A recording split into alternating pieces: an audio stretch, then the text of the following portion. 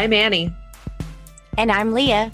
And this is Lactation Business Coaching with Annie and Leah, where we talk about the smart way to create a compassionate and professional private practice. Let's dive in. Well, hey there, Annie. Hey there, Leah. How are you today? I am doing pretty good. I'm looking forward to our talk today because as a Virgo, organizing is top on my list, even though I might not always execute my wild and exciting organizational dreams. I think about them all the time. I have like a weird, horoscope sign things. Like I'm so much supposed to be a Virgo in so many ways, but somehow I have like this other side of me that like revolts against all things Virgo. So I love organization. I love making things look neat and tidy, but I also don't always execute them. So it's always helpful when we get to talk about these things. I'm telling you, every time we have a podcast and we talk about something, I'm like, all renewed energy and excitement about it. So probably this weekend, my home office is going to be super organized because today we're talking about organizing your home office. What are your thoughts and feelings? I have feelings. I am an upholder. That is my tendency. And so everything has the right place. I believe that it is possible to discover the exact right place for every single thing in my house. And then I make my family crazy because I will be like, oh, I found the better place for this thing. And then I'll move it and I won't tell anybody. And there have actually been times where I've moved something to a better place and then forgotten. And then I'm like, well, where did it go? And then I will find it and I'll be like, oh, that is the best place for that. That was a good idea I had. But I'm a little I don't know what the word is for it. I just really like things to be the way I like them. And it's not so much about being organized. It's more about like, I mean, I do like organization, but it's more like I just like everything to be tidy. Mm-hmm. Well, they say outer order brings inner calm. And I totally resonate with that, even though again, I don't execute on it all the time. I can totally sense that when I look around my workspace and it feels like all jumbled up and everything. I can definitely tell it impacts like my focus for sure, because I start, the little Virgo in me starts going like, wouldn't it be cool if you had a whole little file system for those papers that you threw over there? And wouldn't it be so cool if you organized all your pins in colors and what type of pin they are? Like, wouldn't that be really cool? And let's go on Amazon and let's look for little magnetic, pin holder things. That's totally where my brain goes. So I am strongly feel that outer order brings inner calm thing is a real thing. And I know that it's something I keep in the back of my mind as I go to work, like sometimes meaning go to work, like in my workspace, that like, oh, it might be helpful if I actually like tidied up a couple of things first before I got started so that it would be nice and calming for my brain. Do you feel like that? Can you have like a noticeable impact on your concentration when you have like that kind of more chaotic workspace? Yes and no. I'm like looking at my desk right now and I'm like, okay, I have like my little area. I have a little like decorative area that has a cactus that my friend gave me, and it has a little another succulent that my younger daughter gave me. It has a little shrink-eating shark because sharks are my favorite. And and then it's really? got this, yeah, they're I don't think totally. I know that about you. Sharks Oh my gosh, are your they're favorite. completely my Oh my gosh. like. Yeah, sharks are totally my favorite animal. That's so cool. Talk about an animal that puts everything where it's supposed to go. Like you go near a shark, it's going to decide exactly what to do with you. But I have this little area and I have this beautiful felted doll of a mother holding a baby that Amanda, my admin who's been on the show, she gave it to me for the holidays. And it's so lovely. And so all those things are like, they belong in that corner. But then there's also like my phone is like over there, and there's like some papers in my filing cabinet that I haven't dealt with, or like my filing. I have a little thing mounted to my wall. I don't have a cabinet, but I'm like, I'm supposed to deal with them. I can actually live with that as long as things are in the place that they're supposed to be. Gotcha. Where mentally I'm like, okay, it's there. But if like there were papers, I would have to put them out of my sight, but I don't necessarily have to like organize them and deal with them in the moment. Yeah. And I do have like messy areas. Like my desk drawer is a disaster and I don't care because the things that are in there Yeah. So belong you don't in have to there. see it. I don't Yeah. And you don't see have to look at it. It's not in your eye, in front of your face. Yeah. Yeah. So are there things, most of us, or not most of us, maybe a lot of us have like a home office versus like office space that we separate from our home space. And I know a lot of us, especially in the pandemic time, maybe even utilizing that office space even more so. And I know for me, that meant that I actually had to move my office. My office is actually in my closet, which sounds so crazy, but it works. It totally works for me. That's what we're doing right now. But is there something that is kind of outside the box that you've done for having a home office? This isn't so much like an organizational thing as it is like helping my mind do things. So I think about like this is about papers. So papers have like they have to move a certain way through my space Hmm. as they get dealt with. So like this is things like the main piece of paper I have to deal with are like letters from Aetna. Please, I just want to be paperless, or like Oh my goodness. Yes. EOBs from my insurance company. I'm like, where can I just check that box? I don't want this coming in the mail. It's so much paper. So those Right. things, they have to go, the first thing they have to go into this little hanging thing. And that's where I Right. know it has to be scanned or it has to be shredded. But then Mm, underneath it, so then they have to go down. Underneath it, I have my scanner is on top of my shredder, gotcha. and they both stay plugged in, but they're in the corner. So then if I want to scan, I slide everything out, I pull out the scanner, I pull out the shredder, put the scanner up on my desk, and then the papers go through the scanner, through the shredder, and then they've moved And then they're down and done. away. Oh, And nice. Like a that's little my flow. they have to go that way. They have to move that way. So Gotcha. so I don't know, it's not really out of the box, but it's more like that's how I remember. Oh, and then also there are things that if there's something that doesn't have to be scanned but just has to be shredded, that goes in between the scanner and the shredder, and the scanner kind of Ah. holds it in place, but I can't see it because it's like in a corner. Right. So it doesn't exist until I pull out the shredder and I'm like, oh, some things to shred. Fun. It's a job that my kids love is shredding paper. Oh my gosh. It's like they ask me all the time, do you have anything we can shred? I'm like, I don't know. Go to the mailbox. I'm sure there's something that we can shred. Yeah, I think that's awesome to have like a system for how things flow in and then flow out because you're going to have a lot of things, whether that be papers or, just other office-y kind of things that are going to be coming in and out of your office. I know for me, when I had to move into my closet and create a closet workspace for me, one of the things I did, I'm sure you guys have seen this in your clients' homes, is the little three-tiered basket thing on wheels. And I got that, and that's kind of like my organizational setup for having my, just office supplies with me, but also like my teaching stuff for my virtual visits.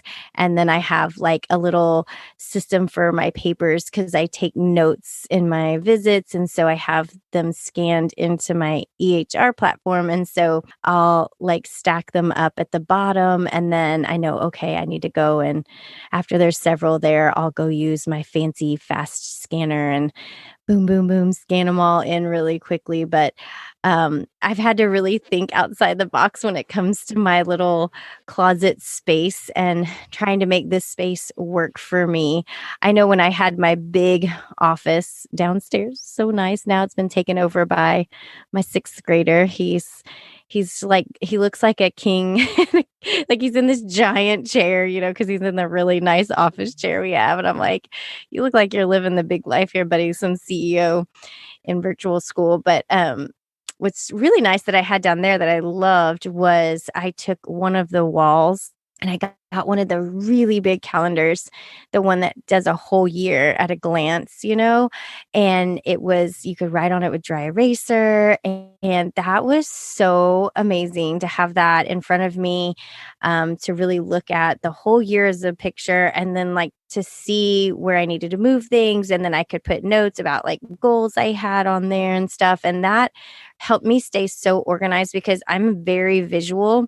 So just having a calendar, say on my phone or something, because I can't see, the next 2 months, I'll forget things are coming up and I won't pay attention to them. So it was really helpful for me from an organizational standpoint, is I could scan that calendar. It was kind of always in front of me. And I knew, oh, we have that thing coming up. You know what? I need to put some tasks that need to come happen the next couple weeks to get ready for, that thing coming up. So that's something that for me has been super helpful over the last 2 years, where we've just been busy and had new projects and podcasts and deeper dives to work into my schedule, and things that I need to, not always on the top of my mind, but I need to make sure that I'm getting my tasks done for them. So I love having that big 12-month calendar. I wish could be reusable. That was the only thing I hated. It was like, it seemed like such a waste because then I threw it away at the end of the year, which was not the most fun. But I'm trying to find one that's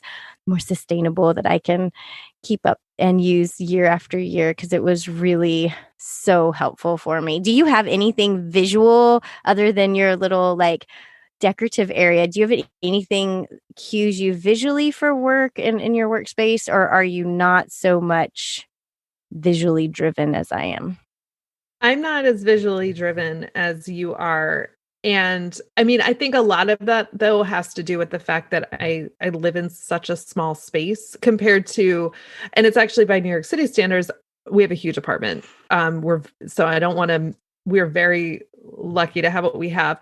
But I really don't like a lot of stuff out that doesn't have to be out. And so I do try to keep like some my desk is right next to my bed. And so I also am like, I don't want too much work stuff out where I can see it, because I also want to be able to quiet down at Mm, night and be able to transition back to sleep, to sleep. And yeah. I don't, I keep my computer on my desk, and I am pretty good at not pulling it out. Like when I don't really use it at night in my room because this is for sleeping, but it's hard to have it right there. So like I don't have a big calendar, and I really, big surprise, like technology. So I actually, I find myself more helped by apps. I use an app called ClickUp that is where I organize everything.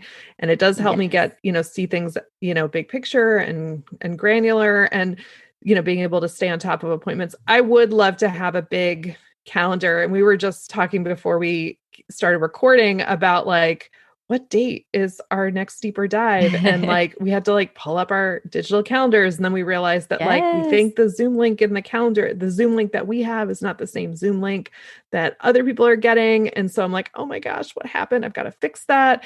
And so, there's a downside to that technology because it can get Mm-hmm. messed up. But, Yes. that, like would be like, sometimes we think about like, I'm going to buy this thing and it's going to make my life better. And I've certainly done that with technology solutions. And Mm-hmm. I have done it with things like I'll kind of think that like this one thing that I saw is going to like change my life and it's going to finally make me organized. I'm going to buy it. And then I like Yeah. use it, but not totally. And then I forget that I bought it, or it's Right. the same kind of thing that I have. Like, I'm like, I forgot what I thought this was going to do for me. So, I do try to be like more minimalist, because I've found over the years that like, I'm just not going to be a person that's going to implement some kind of amazing system. Mm-hmm. And I'm okay with that. It's better for me to just throw stuff away that I don't need. and, Yeah. and that's how I keep organized. So I wonder for you, with the space that you have, with working in a home office, of course, we have gear and supplies and things like that. How do you keep that organized, or do you have a certain method for that? I know my husband, much to his dismay, I took over our downstairs closet, which was like where the vacuum and like all the jackets went and everything. And he's like, when are we going to have this closet back? I'm like, check with me in like 30 something years because I can't imagine that we're going to have all the stuff out of here. So we had to like kind of hack space, take it away from other things. How are you managing like gear and just like stuff you have to have for the work that you do? I can't keep anything that doesn't fit in my scale bag. Oh, And yeah. the funny thing is, like, so my husband does lighting and camera for film and television. So he, like, we want to talk about somebody who owns gear and Gear. Oh he's my so gosh. organized. And he actually, like, I'm like, you should make like videos of yourself organizing your stuff because it is beautiful to watch. Oh, He wow. takes, so like, he keeps out all of his stuff in, actually, well, one of the places where he keeps all of his stuff, he also has his own dedicated storage for his bigger equipment, but he keeps a lot of stuff in our garage, and he will empty out the entire garage. Everything is all over our driveway. We have a garage for our apartment that we rent, and it's in our building, which is very unusual for New York City. We do not keep our car in there. That would be crazy. Why would you keep a car in a garage Right. when you could put stuff in it? So much stuff. But he pulls everything out and then he puts it back in, and he puts it in order of how likely it is that he would need it. So Oh. anything that he is not going to be using goes in the back. So stuff where he's like, okay, this is like holiday decorations for the family, or this is my winter gear and it's May.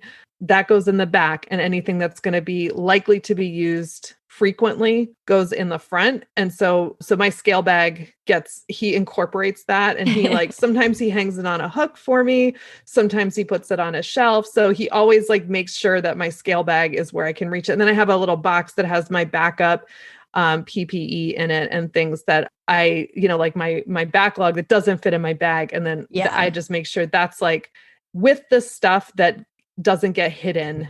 And Right. he's pretty good about that. But I also like try to follow that rule of, if I need it, it needs to be nearby. And if I'm not going to use it, it can go in storage. But if it is going to be going somewhere where it's not accessible, I have to think, do I actually need this or want this? And if I don't, then it goes away, gets, donated to a thrift store or taken, like I take a lot of books. I end up with a lot of books. They go to Oh my gosh, the so book many swap books. in our neighborhood. So I do try to be good about getting things out that just came into my life and Yes. then don't They need get to to be here move on anymore. because they create that clutter, which doesn't bring that outer order.